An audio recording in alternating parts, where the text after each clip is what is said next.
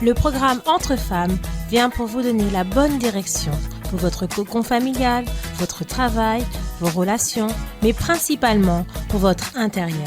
Le but du programme Entre Femmes est de vous donner la réponse à votre affliction en vous donnant la bonne direction pour vous donner la vision qui vient d'en haut.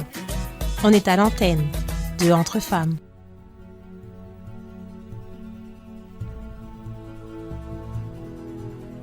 Chers amis, bienvenue à notre Entre Femmes de ce mardi, à nouveau à 12h30 avec vous. Au moment de votre pause, vous allez vous désaltérer, prendre votre déjeuner, être un moment tranquille et un moment où vous profitez aussi pour pouvoir écouter la parole de Dieu, vous approcher des choses de Dieu. Nous étions samedi dernier dans la rencontre de l'autosoutien où nous étions en train de réellement mesurer quelle est la volonté de Dieu pour notre vie, quel est l'espace de la volonté de Dieu que nous mettons dans notre vie et réellement d'analyser si jusqu'aujourd'hui, vivre selon notre volonté a été bénéfique ou non. Et pour cela, j'ai ici la présence de Victoria, qui était déjà là il y a quelques temps en arrière. Vous étiez déjà venue sur les plateaux de l'Entre-Femmes. Et vous étiez présente aussi à la rencontre du Godlywood ce samedi. Oui, exactement. Et dans cette rencontre, il y a un point très particulier que le Saint-Esprit nous a montré. Parce que, vous savez, depuis la création du monde, Dieu a eu toujours un rêve de pouvoir prendre soin de l'être humain, d'avoir de nombreux enfants qui puissent l'écouter, qui puissent l'obéir. Et rapidement, l'être humain, à travers un conseil d'ailleurs que Dieu leur avait donné, de ne pas toucher ce fruit qui était là dans ce jardin si fructueux et qui a été préparé par Dieu lui-même, et ils ont voulu toucher à l'interdit, à faire leur volonté. Et là, le mal, bien entendu, a court-circuité et les a menés à ne plus vivre l'éternité que Dieu a toujours voulu avoir avec l'être humain. Et à partir de là est venue la souffrance, la séparation avec Dieu qui nous mène à la souffrance. Et depuis, Dieu avait envoyé beaucoup de prophètes, beaucoup de personnes pour pouvoir rétablir cette intimité, mais l'homme a toujours voulu faire sa volonté, même en faisant énormément de mal à Dieu, jusqu'à ce qu'il puisse décider, parce qu'il a tant aimé le monde, de vouloir que le Seigneur Jésus vienne sur ce monde pour montrer un exemple de quelle intimité doit exister entre un père et un fils et un père notamment, et ainsi pouvoir amener le monde à travers son sacrifice à revenir à lui par le biais du Saint-Esprit. Donc, ça a été avec un prix très élevé que Dieu souhaite que nous puissions revenir à sa volonté. Et jusqu'alors, parce que ce monde, il est dans le chaos. Depuis que le mal est rentré, a détruit, a fait ce qu'il voulait, ce monde est dans le chaos. Qu'est-ce que nous pouvons vouloir de ce monde? Qu'est-ce qui peut attirer notre attention de ce monde? Et si nous mettons notre cœur dans ce monde, dans les choses de ce monde, nous allons bien entendu nous dévier de la présence de Dieu. Mais être dans ce monde, c'est comme si nous sommes pèlerins, nous sommes dans un endroit et nous savons que nous avons une destination. Et que nous ne pouvons en rien, Victoria, nous détourner ni à droite ni à gauche de cet objectif, sinon nous allons nous perdre. Et c'est ce que le mal fait. Il investit avec tant de force pour mettre tant d'embûches, tant de choses qui éloignent la personne, distraient la personne de son salut. Et cela même à l'église. Parfois, la personne, elle peut venir tous les jours, comme il a été dit, faire des prières tous les jours, mais sa prière, elle est là juste pour demander quelque chose à Dieu, selon sa volonté à elle, non la volonté de Dieu. Alors que Jésus nous a bien montré que sa volonté devait être faite. Et c'est très facile, Victoria, de vivre, de servir même Dieu, parce que vous êtes servante à Nanterre. Oui, tout à fait. Et de penser même que nous sommes en train de plaire à Dieu, que c'est notre foi, que ce que nous faisons à l'église, que nous faisons au travail, nos décisions personnelles, c'est pour plaire à Dieu. Mais en réalité, nous ne sommes pas en train d'écouter ce que Dieu veut que nous fassions. Parce que si tant soit peu nous écoutions sa volonté, est-ce que nous allions souffrir par nos choix personnels? Non. Et vous avez eu les expériences Totalement. à ce sujet? Oui, pour faire un petit comeback rapide, quand vous étiez en train de parler, j'étais en train de penser que bien qu'étant, comme vous disiez, à l'église, que ce soit avant de servir en tant qu'ouvrière ou même en étant ouvrière, en fait, tous ces conflits, ces frustrations, ces incompréhensions que j'ai eues avec moi-même, c'est parce que j'étais pas aussi proche de Dieu, en fait.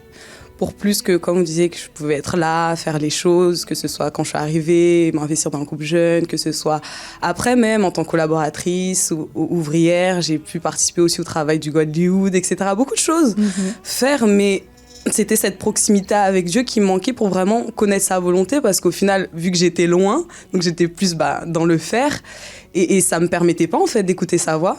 Ça me permettait pas de savoir ce qu'il voulait, pour plus que je puisse lui demander, à vrai dire. Mais le résultat, il était contraire. Donc c'est là où on se demande, mais est-ce que vraiment... on se remet en question. Je me souviens que j'ai eu des périodes aussi où je me culpabilisais, on va dire ça comme ça, dans le sens où je me disais, mais c'est comme si je fais les choses, ça marche pas, ou du moins j'investis dans certaines choses, mais je vois pas le résultat en fait dans mon intérieur, des conflits que personne ne sait, que c'est moi, en moi-même, mais qui arrivent, et au final, je me doutais pas sur le moment quand je vivais ça que c'était en apportant ça à Dieu qui pouvait m'aider à résoudre ce qui arrivait à l'intérieur de moi. Beaucoup de personnes sont à l'église, sont même actives à l'église, mais ne comprennent pas qu'à partir du moment où Dieu se révèle à nous, eh bien, il veut que nous puissions avoir cette conscience que nous sommes ici dans un passage et en train d'investir pour que nous puissions être éternellement avec lui, parce qu'il veut que nous revenions à l'Éden, à être avec lui. Mais si nous sommes là préoccupés, au lieu d'être préoccupés à écouter sa voix, sa direction, nous sommes là préoccupés à faire des choses. Parfois, il y a des gens qui disent « Ah, mais Dieu m'a tant aimé, Dieu m'a tant aidé, mais qu'est-ce que je peux faire pour pouvoir récompenser ou rétribuer tout ce qu'il a fait pour moi? Alors, je fais mille et une choses. Mais est-ce qu'on s'est posé la question? Est-ce que c'est ce que Dieu veut que je fasse? Ou est-ce que cela vient de mon entendement et de mon idée? Parce que lorsque la personne, elle s'accumule de choses à faire, elle devient quelqu'un d'épuisé, de frustré, surtout si ce n'est pas de la volonté de Dieu. Qu'est-ce qui va se passer?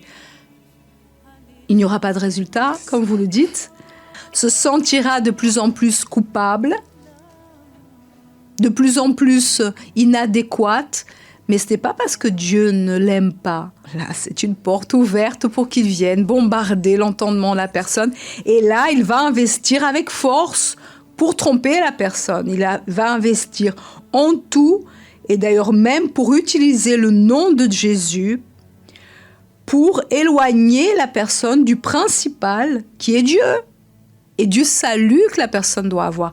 S'il a osé faire ça avec le Seigneur Jésus, lorsque le Seigneur Jésus était épuisé après ce jeûne, après ces 40 jours où il était en train de se préparer pour débuter son ministère, n'est-il pas venu avec la parole pour tromper Jésus?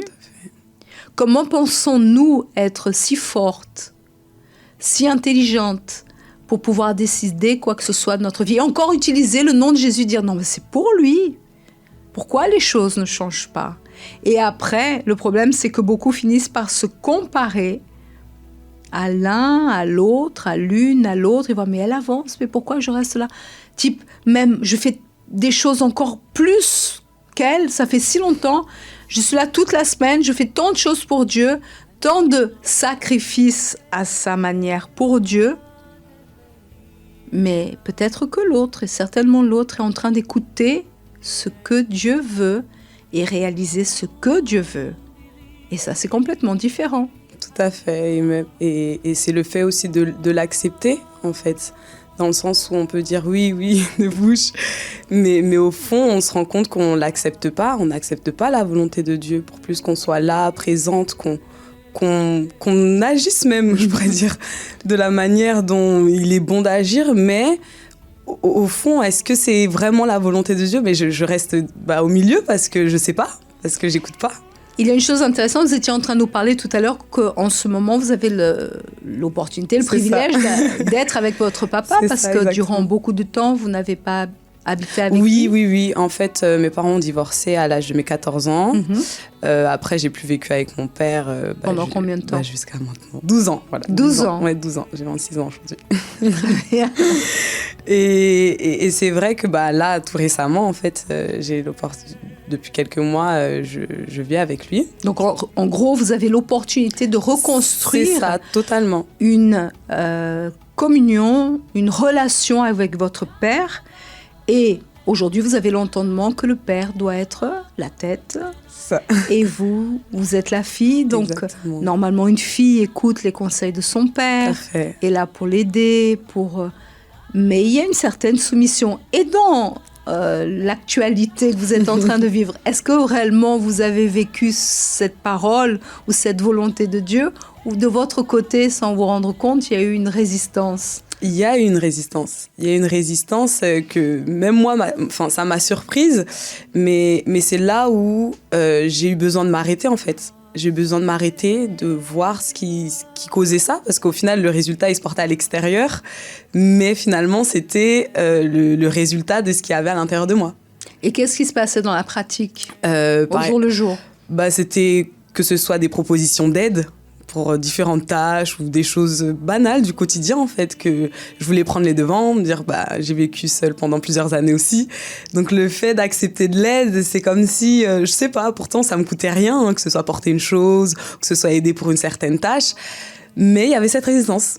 Il y avait cette résistance, et pourtant c'était pas dans le sens conflictuel ou quoi que ce soit, mais vraiment dans le sens intérieur, je sais pas, c'est mon train quotidien, les habitudes aussi rentrent en jeu, donc on se dit je suis comme ça, c'est comme ça, etc. Mais on se rend pas compte qu'en fait j'étais en train de mettre une barrière dans ce développement, comme vous disiez, cette reconstruction aussi avec mon père, parce que certes il y a eu ce parcours aussi avant où on s'est réconciliés aussi, où j'ai pardonné mon père, donc tout ça entre en jeu du fait de développer aussi cette relation.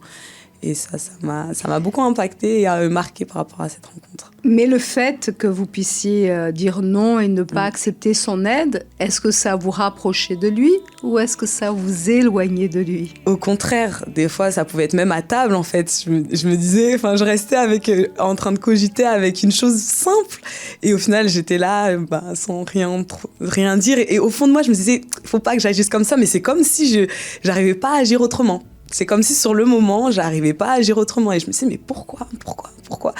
Et c'est pas que je le faisais volontairement parce que je voulais être désagréable avec mon père ou lui manquer de respect, mais c'est vraiment en fait en moi. C'était des automatismes qui étaient ancrés. Et ça, vous le parlez de votre père physique, mais combien de fois la personne le fait avec Dieu? C'est vrai. Sans se rendre compte qu'elle est en train de faire sa volonté, même utiliser le nom de Dieu pour faire sa propre volonté et non ce que Dieu souhaite. Elle résiste à ce que Dieu souhaite, à se soumettre à ce que Dieu souhaite. Et c'est exactement ce verset que nous avons parlé ici, même le 1 de Romains 12, 1, qui commence par cela. « Je vous exhorte donc, frères, par les compassions de Dieu, à offrir vos corps comme un sacrifice vivant, saint, agréable à Dieu, ce qui sera de votre part un culte raisonnable. » Bien des fois, la personne, elle est à l'église, elle prie, mais elle n'est pas en train de veiller sur sa propre vie. Elle demande des conseils à l'un, à l'autre, mais elle n'est pas en train de demander à Dieu ce que Dieu souhaite, pour se présenter devant Dieu comme ce sacrifice. Non faire d'autres sacrifices, mais entrer dans la volonté de Dieu, afin que ce qu'elle puisse être en train de réaliser vienne être agréable, séparé, saint. Parce que lorsque Dieu nous parle, il veut nous dire quelque chose à nous directement. Il nous sépare. C'est quelque chose qui est entre nous et lui et nous. Et il veut œuvrer dans cet aspect afin que nous puissions lui présenter notre vie comme quelque chose qui soit agréable, raisonnable. Pas quelque chose qui parte dans tous les sens, qui soit insensé, où la personne commence à pleurer, à regretter, à ne plus savoir si c'est de la volonté de Dieu ou pas, à commencer à douter. Lorsque c'est quelque chose qui n'est pas centré sur la confirmation de ce que Dieu veut, la personne, elle est comme la vague de la mer qui va d'un côté et l'autre. Aujourd'hui, ça va. Aujourd'hui, elle est sûre que c'est la volonté de Dieu. Après, elle n'est plus sûre. Elle a des attitudes insensées. Tout d'un coup, elle commence à parler à des choses qui sont contre ce qu'elle a décidé, à revenir en arrière, à murmurer, à douter. Et mille et une choses qui arrivent. Elle suit son cœur, ses sentiments. Ce n'est pas quelque chose de raisonnable. Mais lorsque nous avons cette direction de Dieu, et c'est pourquoi la Bible nous dit exactement au verset 2, ça a été le verset de la rencontre, de ne pas nous conformer au siècle présent, à ce monde, au conseil de ce monde, à ce que nous voyons, aux impositions de ce monde, au courant d'idées de ce monde, ni même à notre propre pensée, ni même à nos propres points de vue. Parce que vous avez vécu certainement toutes ces années à la merci, pour vous construire vous-même, sans la présence de votre Père. Exactement. Donc la Bible, elle nous dit, mais soyez transformés par le renouvellement de l'intelligence, afin que vous discerniez quelle est la volonté de Dieu, ce qui est bon, agréable et parfait. C'est-à-dire, face à une situation, je ne peux pas vivre par mes automatismes ou par les conseils du monde. Qu'est-ce que ma meilleure amie va dire? Qu'est-ce que quelqu'un va dire? Ni même quelqu'un qui, au sein de l'Église, va dire, parce que ce n'est pas Dieu. Mais s'approcher de Dieu, avoir l'humilité devant une situation, parce que Dieu permet ce que nous sommes en train de vivre aujourd'hui, et d'aller vers Dieu. Qu'est-ce que tu veux que je fasse dans cette situation? Renouvelle mon entendement, ouvre ma vision. Je ne veux pas me conformer à ce que ce monde dit, ou à ce que mes sentiments disent, ou à ce que les autres disent. Qu'est-ce que tu veux? Renouvelle mon esprit, afin que je voie de manière différente. Là, quand vous disiez que vous résistiez face aux choses, c'est exactement ça, parce que comment vivre quelque chose de nouveau, Victoria, si nous voyons toujours la chose de la même manière, et si nous l'avons vécu ainsi, c'est quelque chose même parfois de nouveau, comme là, cette relation que vous allez avoir. C'est Dieu qui doit, le Saint-Esprit qui doit ouvrir notre entendement. C'est pour ça qu'on a besoin de lui pour vivre. Demain, on sera mercredi. La personne qui ne vient pas le mercredi, elle perd. Comment elle peut rester toute la semaine sans venir chercher la présence de Dieu pour lui ? Pour l'honorer, pour le remercier. Parfois, elle vient tous les autres jours. Elle vient lundi pour demander une bénédiction financière parce qu'elle veut ça. C'est ce qu'elle veut. Est-ce que c'est la volonté de Dieu? Combien ont voulu un travail, Victoria, aujourd'hui ne sont même dans la présence de Dieu? Le diable les a court-circuités. Parfois, elle veut être guérie. Parfois, elle veut avoir sa famille transformée, avoir une délivrance, avoir un cas impossible, être résolu et tant d'autres choses. Mais est-ce que c'est la volonté de Dieu? Est-ce que c'est ce que Dieu souhaite? Est-ce que c'est ce que Dieu veut?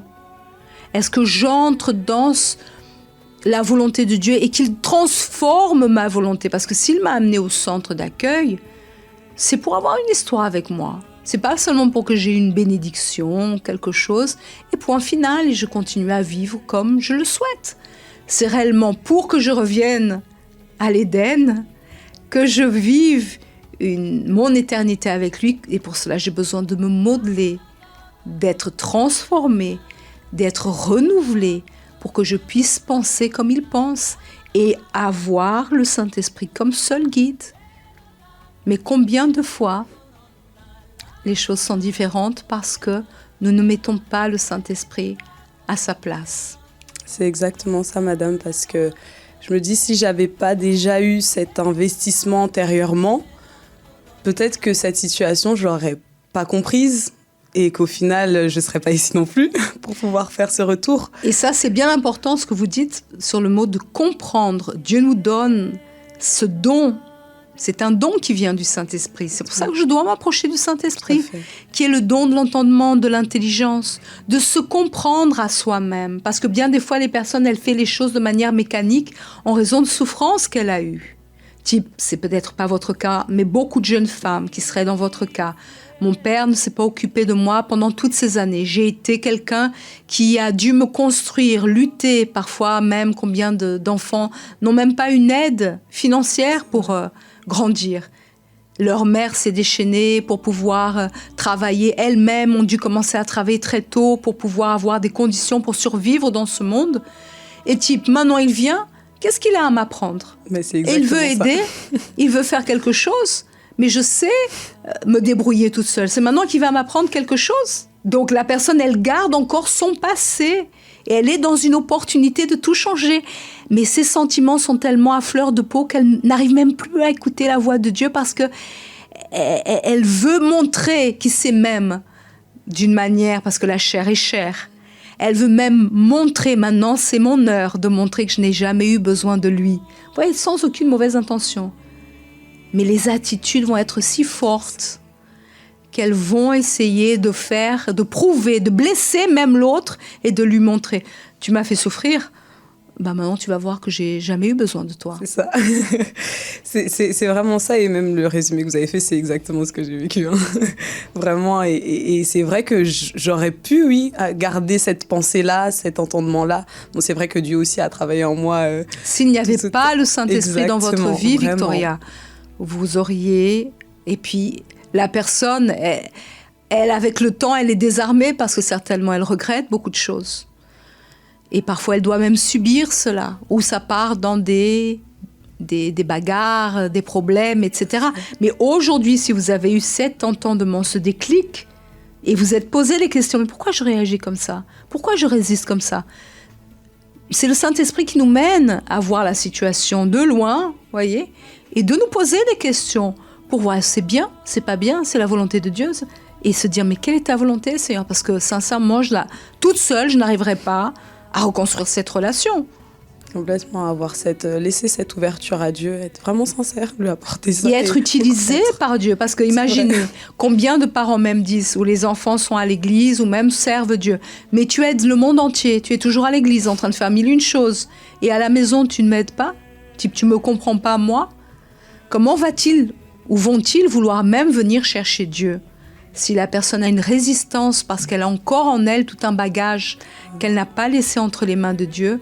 Et c'est facile de faire beaucoup de choses. Ça nous occupe du temps d'aller évangéliser, de chanter aux jeunes, désolé, faire du théâtre. Vous voyez, ça occupe le temps. Oh, mais je suis en train de faire les choses pour Dieu, je vais bien, tout va bien. Mais en elle ou en lui, il y a toujours des blessures du passé. Et quand elle est confrontée, ou il est confronté face à son passé ou des choses qu'elle doit résoudre, au lieu d'être renouvelée par l'intelligence que le Saint-Esprit veut, qu'est-ce que fait la personne? Elle impose sa volonté. C'est ça, et vraiment, c'est, comme je disais tout à l'heure, c'est cet investissement, en fait, dans cette relation avec Dieu qui permet, en fait, de dire, en fait, je peux pas rester... Je perçois, en fait, qu'il y a quelque chose qui va pas, et en fait, c'est cette approche, tout simplement, envers Dieu qui nous permet d'évaluer et de voir, en fait, que j'ai besoin de résoudre quelque chose, il faut que je cherche en lui. Et Victoria, dans l'optique de la rencontre que nous avons eue sur investir dans notre éternité, c'est une alerte, parce que être dans le mécanisme de faire 1001 choses, s'occuper le temps, et dire non, je vais bien, c'est moi qui suis bien, c'est moi qui suis de Dieu maintenant. On ne se rend pas compte qu'il y a encore des choses à l'intérieur qui doivent être résolues. Et notre éternité est en jeu. Si là, dans cette rencontre, le Saint-Esprit n'aurait pas illuminé votre entendement pour vous montrer, mais il y a quelque chose que j'ai vécu là dernièrement, mais quelque chose ne va pas. Comment je peux entrer par la porte qui est étroite si j'ai encore des bagages de mon passé? Et le fait de faire nous occupe, qu'on en a dit. Et le mal investit aussi, en occupant la personne avec 1001 choses pour qu'elle ne lise pas la parole, pour qu'elle ne s'attache pas à être renouvelée, transformée, à se poser des questions. Quand on fait beaucoup de choses, on occupe notre temps toute la journée. À la fin, on est tellement fatigué, qu'est-ce qu'on veut faire? Dormir. C'est ça. Manger quelque chose et dormir. La personne ne veut plus penser. C'est comme si elle se dope toute la journée en train de faire des choses, mais des choses pour Dieu. Mais quand elle arrive sur le moment, elle veut une chose, c'est se reposer. Elle ne réfléchit pas. Si je ne réfléchis pas, si je ne vois pas ma situation, comment je vais évoluer? Comment je vais mûrir? Comment je vais avoir une alliance et une communion avec Dieu? Comment je fais entrer Dieu dans ma vie? Tout à fait. C'est pour ça qu'il dit, la personne qui viendra, mais j'ai fait ça en ton nom. Et la personne dit, mais c'est en ton nom, Jésus. Comment tu ne m'acceptes pas? Comment je ne rentre pas par la porte? Et il leur dira, mais je ne vous ai jamais connu. Vous avez fait, vous avez même utilisé mon nom. mais vous m'avez jamais posé des questions, vous n'avez jamais voulu mes conseils. C'est ça, et même ce déclic du coup qui s'est produit, c'est que au départ cette situation, cette situation, je la voyais à ma manière. Dans le sens, je me disais mais c'est comme si je sais pas, à chaque fois, c'est comme s'il veut m'embêter ou quelque chose. Je sais pas, il y a quelque chose que j'ai fait ou qui fait que ça le mène à toujours insister sur une chose qui voit très bien que ça me plaît pas, que ça me gêne. Mais il insiste. Mais quand on s'arrête et qu'on dit, mon Dieu, non, je veux pas ça, parce que d'une part, je veux pas lui faire du mal. À partir du moment où on connaît Dieu, vraiment, on a cette attention envers aussi notre prochain. Et c'est là où Dieu a permis qu'il a changé en fait ma façon de voir cette situation, parce que j'ai vu en fait que tout ce que mon père faisait, c'était pas pour me faire du mal. Déjà, c'est mon père, mais c'est parce qu'il voulait prendre soin de moi, tout simplement. C'est que là où j'étais pas en train de lui laisser la place, c'est parce que moi je voulais retenir, parce que moi je voulais faire, parce que moi j'aime plutôt comme ça et pas autrement.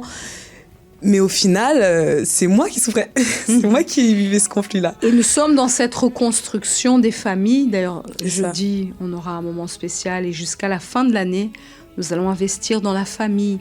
Et le mal investit énormément dans la famille pour mettre les confusions, les souffrances, les douleurs. D'ailleurs, voyez, quand la personne, elle vit dans le sentiment, elle peut connaître toute la Bible. Si elle vit par ce qu'elle sent, par sa propre volonté, elle oublie tout.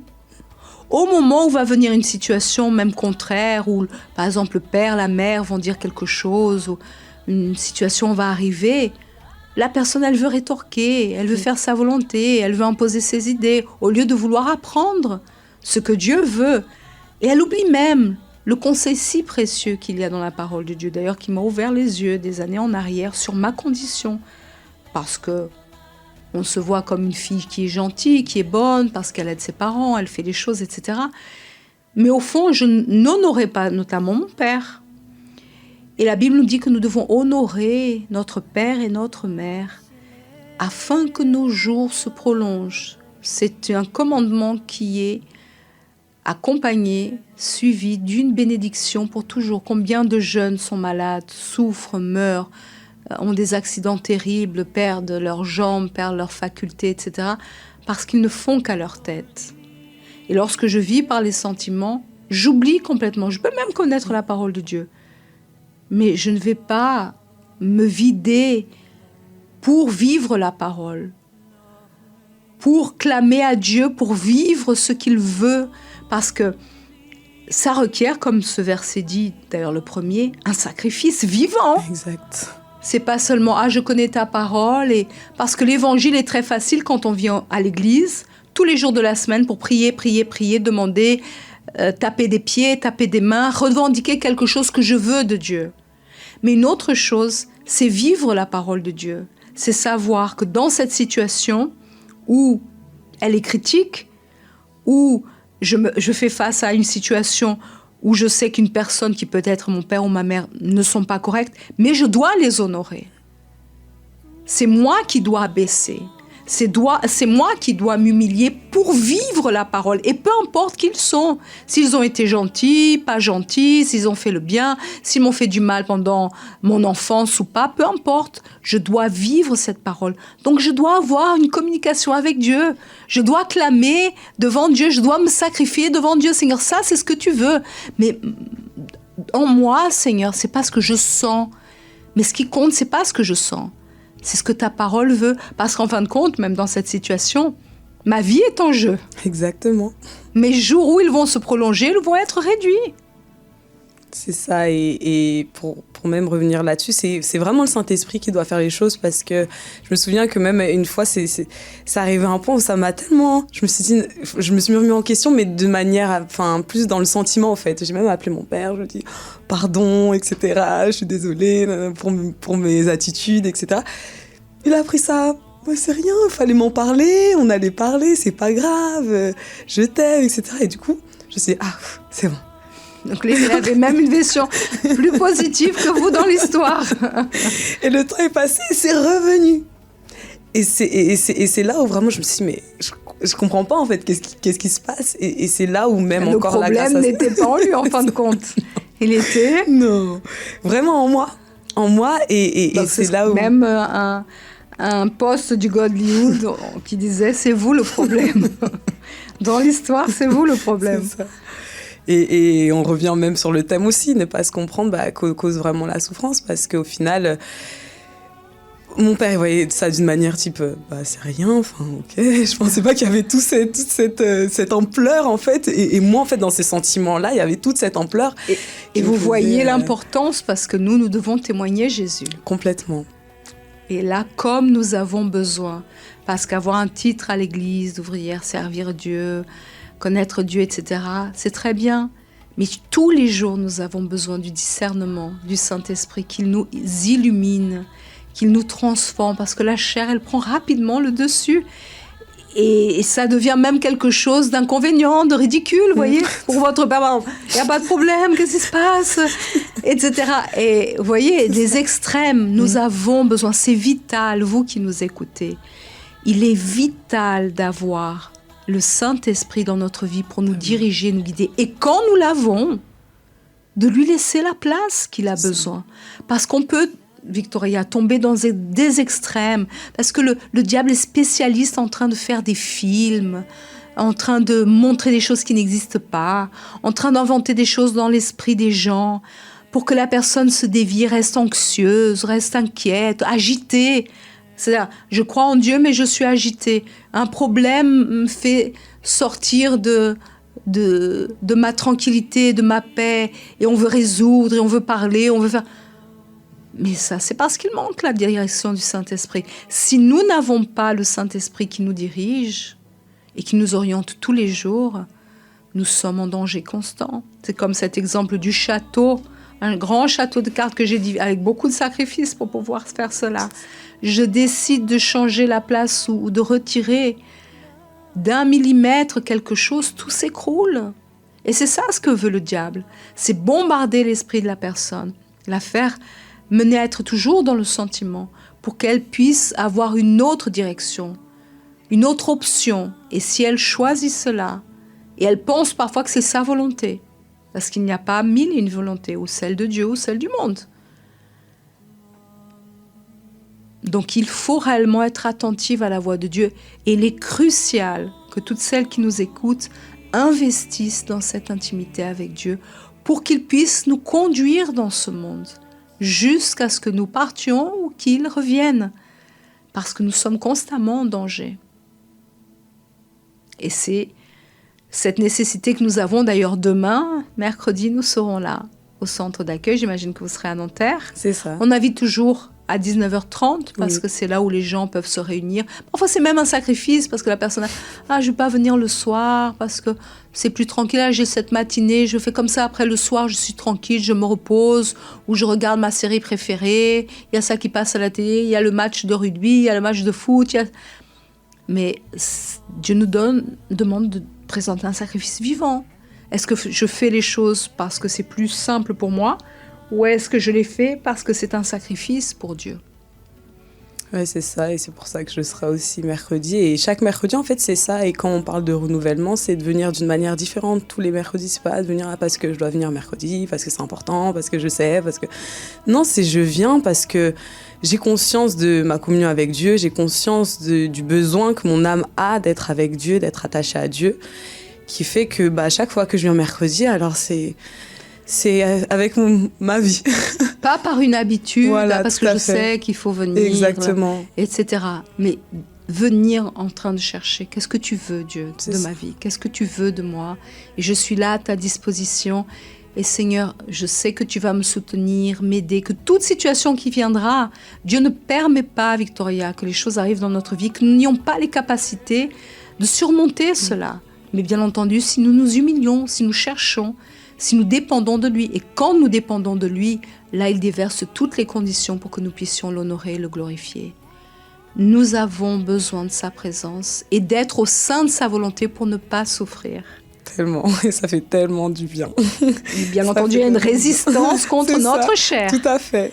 Mais lorsqu'on le laisse au contrôle, même rien que le fait de cesser de dominer la situation, de vouloir toujours suivre nos pensées, nos idées, de diriger la chose, diriger la chose comme on le souhaite, comme on le veut. C'est tellement lourd de suivre notre volonté, les insistances de ce cœur si trompeur.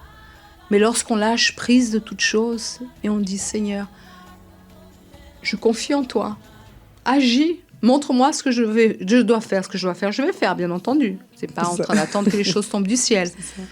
Mais lâcher prise, comme dans ces situations familiales, ne pas toujours vouloir avoir raison, ne pas toujours vouloir agir par nous-mêmes, imposer, etc. Mais suivre ce que Dieu veut. On est tellement plus tranquille et déchargé. C'est ça. On est en paix. Et maintenant, comment ça se passe depuis cette rencontre? Ah oui, mon père est déjà, il vient petit à petit à l'église déjà. Et non, ça se passe bien. Et même, on s'est rencontrés avec ma sœur. C'était une chose simple, mais pareil, elle portait le sac et c'était marrant, elle portait. Et c'était lourd. Je me suis dit, mais tiens, donne-lui, il va porter. Et mon père était là, tout content, oui, je vais porter. Et ça m'a fait me voir, en fait. Ça m'a fait me voir et je me suis dit, c'est des choses... Au départ, elle n'a pas trop voulu. Après, elle a laissé. Je me suis dit, tiens, c'est comme ça que chaque jour... C'est des petites choses, mais c'est exactement la même chose avec Dieu. Il est Père. Il veut participer en toutes choses. Votre Père, là, il revient dans vos vies. Il veut participer à votre quotidien. Il veut tenir un sac, il veut faire quelque chose, il veut mettre une table, il veut retirer la table, il veut participer. Et Dieu veut aussi participer. Mais tant qu'on résiste...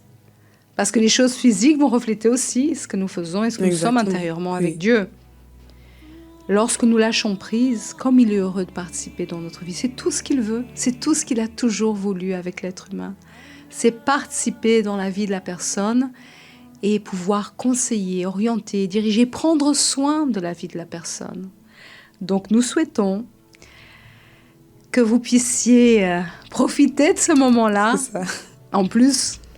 Vous avez le Père céleste qui est là pour vous diriger, vous orienter et vous utiliser aussi pour qu'il puisse aussi revenir, votre Père physique, revenir dans ses bras et avoir l'opportunité aussi d'investir dans son éternité. Et certainement, toutes celles qui nous écoutent ont également une orientation, une situation que Dieu doit aussi résoudre et que chacun laisse participer Dieu parce que c'est toujours ce qu'il a voulu. Mais pour cela, nous avons besoin de ce renouvellement à chaque jour. Encore une considération, Victoria. Merci. Vous savez que ce soir, nous avons aussi, mardi soir, qu'est-ce qui se passe sur le Facebook ? La connexion fun. Une page intelligente, une page qui peut aider les jeunes, oui ou non ? Tout à fait, avec des témoignages toujours qui sont bons à prendre, comme là, on est en ce moment je suis en train de partager mon expérience. Il y a toujours des expériences d'autres jeunes aussi qui nous amènent à la raison.